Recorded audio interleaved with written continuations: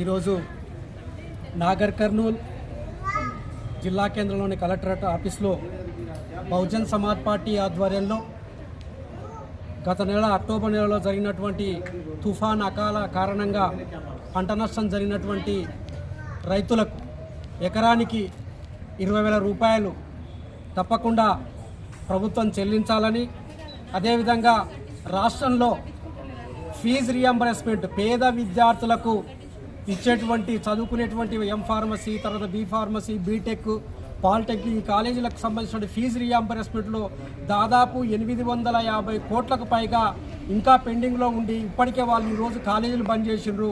ప్రభుత్వం ఇప్పటికైనా కళ్ళు తెరవండి.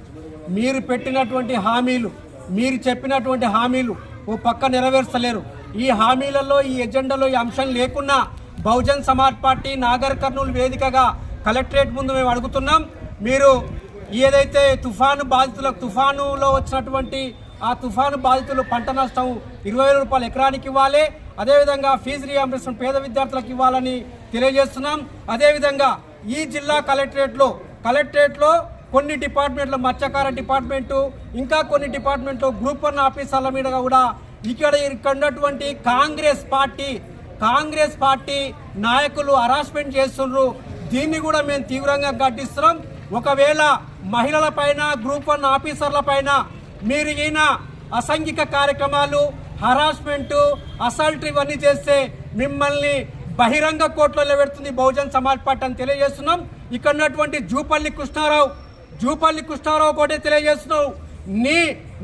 నీ ఇలాకాలో మా గ్రూప్ 1 ఆఫీసర్ల మీద నువ్వు హరాస్మెంట్ మాటలు మాట్లాడిస్తున్నావు. మరి తప్పకుండా నిన్ను కూడా తలుచుకుంటే నాగర్ కర్నూలు రానియకుండా చేస్తాం. మా ఆఫీసర్లు ఏమంటని ఈ వేదిక ద్వారా తెలియజేస్తున్నాం. ఇక్కడైనా మరి అధికారులు కానీ, ఆఫీసర్లు కానీ వాళ్ళ పని వాళ్ళు చేసుకోండి ప్రొసీడింగ్ ప్రకారం. కానీ వాళ్ళ మీద హరాస్మెంట్ రాజకీయ నాయకులు చేస్తే బహుజన్ సమాజ్ పార్టీ ఊరుకోదని ఈ వేదిక ద్వారా తెలియజేస్తున్నాను. జై భీమ్, జై భారత్.